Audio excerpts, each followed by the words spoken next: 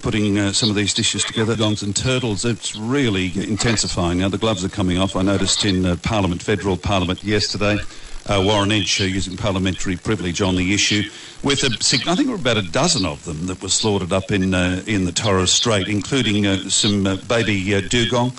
He also made the suggestion that it wasn't just for local trade, that there was a possibility this meat could be on the international black market of all things. Now, you might have heard Colin Riddell just 2 or 3 weeks ago coming on the program saying, well, at last we've got some very high-profile support too in Peter Bethune, who's coming up to North Queensland to have a look at the situation, both on the dugong and turtle front. Now, on the line is a gentleman by the name of Michael Dalton. Michael is Director of Operations with the Earthrace Conservation Organisation. Hello, Michael. Hi, John. How are you? I'm good, and I'm looking forward to actually Peter talking about this issue and putting it into a different light, because it's been very much a local thing, I've got to say, Michael. People concerned, both Indigenous and non-Indigenous, about what's going on. They're concerned particularly about the numbers of dugongs and the gradual thinning of those numbers through the black market trade in this meat. They're also concerned particularly about the slaughter of turtles at tourism hotspots up here, like, for example, Green Island, Michaelmas Cay and Low Isles. What can your organisation bring to the table in this discussion, in this project, if you like? Well, the first thing that we want to do is try to bring as much national and international attention to the issue, as well as getting all the relevant parties talking. So we know that Colin's done a fantastic job in raising this issue up in Queensland, especially up around the Cairns area, but it needs to now go wider than that and put the pressure on the politicians to start taking this issue seriously. You've hit the nail on the head, I'm sure, in the minds of most people. This would have remained an ineffective campaign, if you like, had it not been for getting the message out firstly nationally and then even internationally. And once that happens, you start getting the attention of the people who can actually bring some good to this debate and actually bring an end, hopefully, to the slaughter. Indeed. Well, talk to me about how that works and why it works. Well, Earthrace Conservation Organisation is only a new kid on the block. Pete created this organisation only last year after spending time in the Japanese jail for jumping on board the Shonan Maru No. 2 as part of the anti-whaling protest down in the Southern Ocean. So a lot of people do know about Pete because of his actions, and as a result of that, he's launched an international conservation organisation that's now got offices in all major continents. So we're starting to get a real global presence.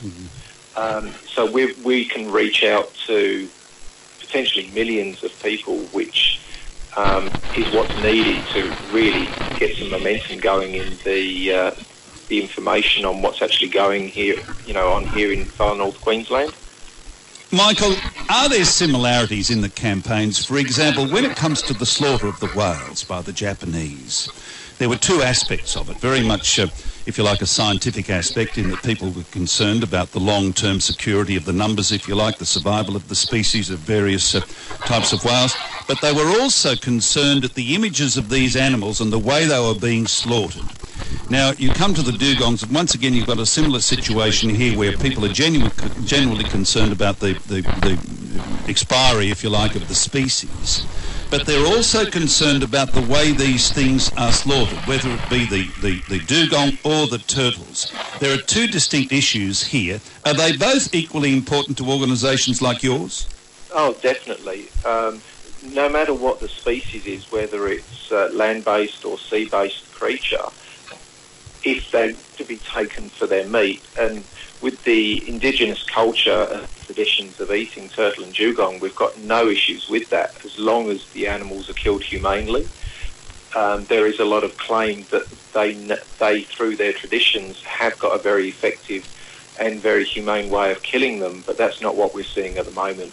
And what we've got to do is get them to get back to basics and really look at how these animals are being killed and ensure that they're done in the quickest and most humane way.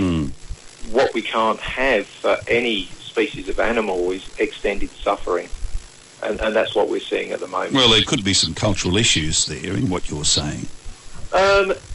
It seems to be a divergence from traditions, and I think that's one of the main areas that we've got to focus on. Is we're not saying don't do it, although ideally, until proper population estimates are done and we can ascertain that they're not leading the species into extinction, what we've got to ensure is that if they are hunting them, then it's done in the most humane way.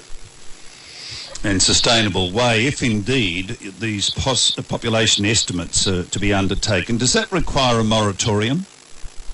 I believe that a moratorium should be put in place until it's ascertained exactly what the status of the populations are. With the turtles, there are definite species of turtles like the olive ridley and the loggerhead, the leatherback, that should definitely be put on an instant moratorium because they have been given an international classification as close to extinction. Other species, I think, need closer monitoring to ascertain exactly how many are out there before they should just go and wantonly kill anymore. Now, Michael, when's Peter coming up here? He'll be up in Cairns on the 31st of March. All right, so it's only a minute away. What do you hope, or what would he hope, your organisation hope, would come from that visit? Well, we want to get some agreement from all the relevant parties that are involved, whether they're from animal welfare organisations like the RSPCA and from the politicians, to get some agreement on what needs to be done going forward. And then we'd like to see some positive movement on this issue. Good to talk to you, Michael. Thank you. No problems. Thank you for having me. He's the Director of Operations with the group, what is it, Earth Race Conservation Organisation.